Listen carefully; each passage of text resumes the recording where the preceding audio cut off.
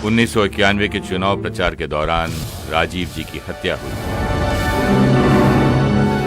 नरसिम्हा राव जी की सरकार बनी। भाजपा सांसदों की संख्या 86 से 120 तक बढ़ी। यहाँ राम जन्मभूमि आंदोलन बहुत ही व्यापक हुआ था।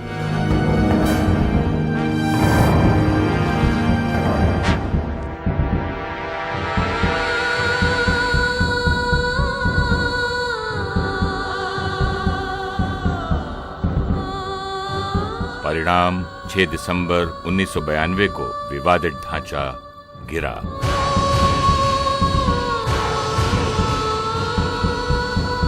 उत्तर प्रदेश के साथ 4 राज्यों की भाजपा सरकारें बर्खास्त की गईं।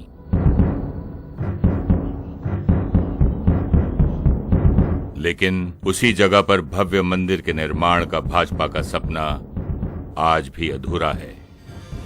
देश भर में राजनीतिक माहौल उथल पुथल होने लगा।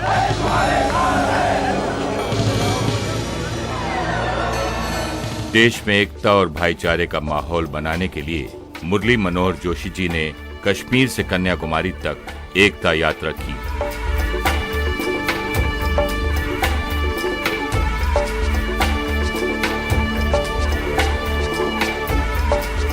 इसी यात्रा में जोशी जी ने श्रीनगर के लाल चौक में तिरंगा फहराया। 1996 के चुनाव में भाजपा सबसे बड़ी पार्टी रही और उनकी सरकार बनी। लेकिन सिर्फ 13 दिनों में कांग्रेस, जनता दल और वामपंथियों ने मिलकर भाजपा को सत्ता से वंचित किया। हम अपने देश की सेवा के कार्य में जुटे रहेंगे। हम संख्या बल के सामने सर झुकाते हैं। अध्यक्ष महोदय, मैं अपना त्यागपत्र राष्ट्रपति महोदय को देने जा रहा हूं। एक दिया जो सरे राह जलने निकला, अंधेरा बनकर कई लोग बुझाने निकले।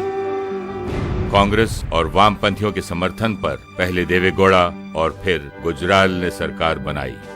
1996 में पहली बार इस देश के राजनीति ने नया मोड़ लिया। राजनैतिक ध्रुवीकरण। भाजपा विरुद्ध देश की सारी राजनीतिक पार्टियां। स्वतंत्रता के स्वर्ण जयंती के उपलक्ष्य में देश के लौह पुरुष श्री लाल कृष्ण आडवाणी जी ने दोबारा देश भर में यात्रा की। स्वर्ण जयंती यात्रा। वंदे मातरम, वंदे मातरम, वंदे मातरम, वंदे मातरम, वंदे मातरम, वंदे मातरम। मेरे साथी सहयात्रियों ने वह देशभक्ति की तीर्थ यात्रा की। मातरम, वंदे मातरम, वंदे मातरम, वंदे मातरम, वंदे मातरम, वंदे मातरम, वंदे मातरम, वंदे मातरम, वंदे मातरम, वंदे मातरम, वंदे मातरम, वंदे मातरम, वंदे मातरम। भारतीय जनता पार्टी आपको अच्छी सरकार देगी, स्वराज्य को सुराज्य में बदलेगी। 1998 के चुनाव में भाजपा फिर से सबसे बड़ा संसदीय दल रहा। मित्रों और अन्य दलों के समर्थन से फिर सरकार बनाई। अटल जी दोबारा प्रधानमंत्री बने। यहाँ देश का लोकतंत्र नए मोड़ पर था। राष्ट्रीय लोकतांत्रिक गठबंधन एनडीए ने सरकार संभालते ही मई में अटल जी ने पोखरण में परमाणु विस्फोट कराए।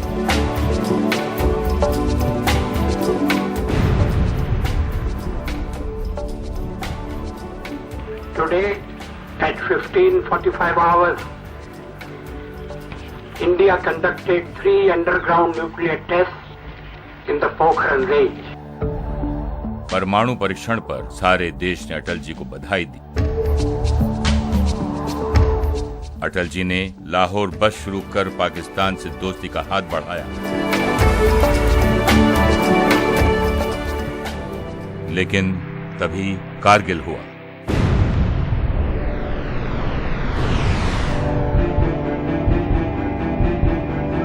हमारी सेना ने उन नापाक इरादों की धज्जियां उड़ा दी। इस दौरान अटल जी ने बॉर्डर पर जाकर सेना का प्रोत्साहन किया। बॉर्डर पर जाने वाले वे पहले प्रधानमंत्री रहे। इससे पहले वीर सैनिकों की अस्थियां उनके रिश्तेदारों को भेज दी जाती थीं, लेकिन अटल जी ने वीर सैनिकों के शव सम्मान पूर्वक सेना द्वारा उनके घर भेजना शुरू किया। लेकिन 13 महीनों में ही विरोधी दलों ने देश को फिर चुनाव की खाई में धकेला। ये विश्वास प्रस्ताव भाजपा सिर्फ एक मत से हार गई। 1999 में फिर एनडीए सत्ता पे आई। अब की बार पूरे 5 साल तक का वादा करके आई। 1986 से ही देश भर में कई राज्यों में भाजपा ने अपने बलबूते पर या मित्रों के सहयोग से सरकारें बनाई और 5 सालों तक चलाईं।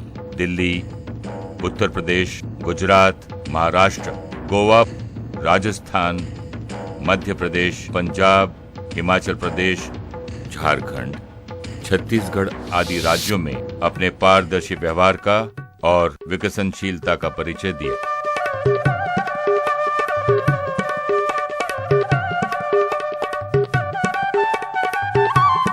प्रधानमंत्री वाजपेयी जी ने जय जवान जय किसान इस नारे के साथ जय विज्ञान भी जोड़ दिया और 5 सालों में ऋण मुक्त भारत के उदय की नींव रखी।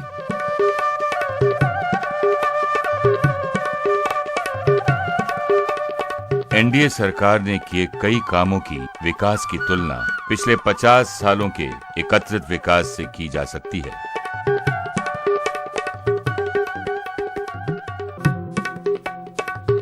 ग्राम सड़क योजना,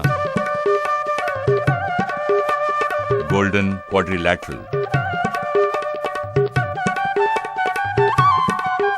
ईस्ट वेस्ट कॉरिडोर, राष्ट्रीय रेल विकास योजना जैसी योजनाओं से परिवहन में नई क्रांति आई।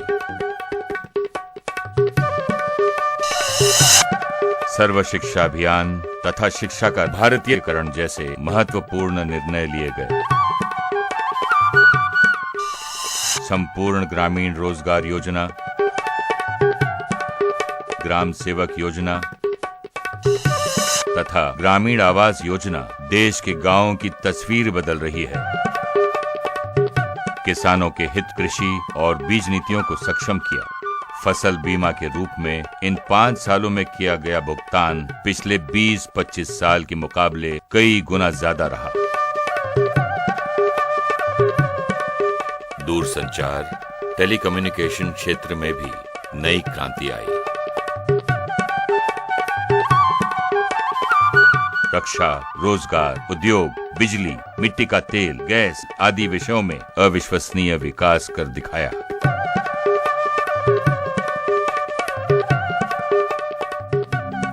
गतिशील 5 साल बाद 2004 में अटल जी और उनके मंत्रिमंडल ने निर्णय लिया, सरकार बर्खास्त की और चुनाव की घोषणा की। अडवाणी जी ने फिर से देश भर रथ यात्रा की, भारत उदय यात्रा।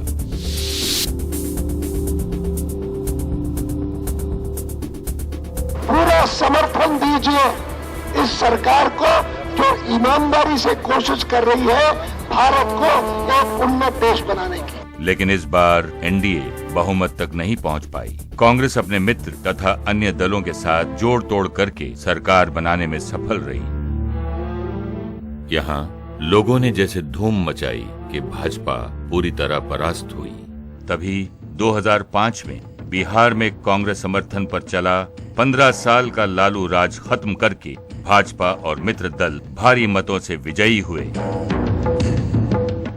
गुजरात और कई राज्यों में नगर तथा जिला परिषद के चुनाव में भी विजयी रहे। जय पराजय का सिलसिला तो चलता रहेगा। महत्वपूर्ण है पराजय को जय की पहली सीढ़ी मानना, देश हित में काम करना, आपसी मनमुटाव खत्म कर आगे चलना। रजत जयंती अधिवेशन, मुंबई में यही विश्वास भाजपा नेताओं ने कार्यकर्ता के मन में जगाया। हमारे देश की सभ्यता हजारों सहस्रों वर्ष पुरानी, उसमें 25 साल तो एक क्षण मात्र है, लेकिन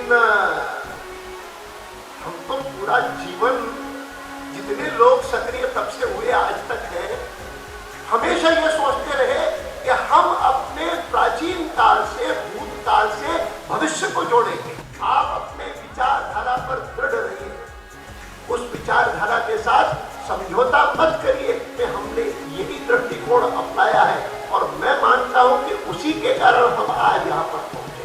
हमने इन 25 सालों में भारतीय जनता पार्टी को एक प्रभावी उपकरण बनाया है, देश को एक आधुनिक, एक सशक्त, एक समता युक्त समाज बनाने का एक उपकरण हमने भारतीय जनता पार्टी को बनाया है। ये 25 साल बाद दिखाई देगा।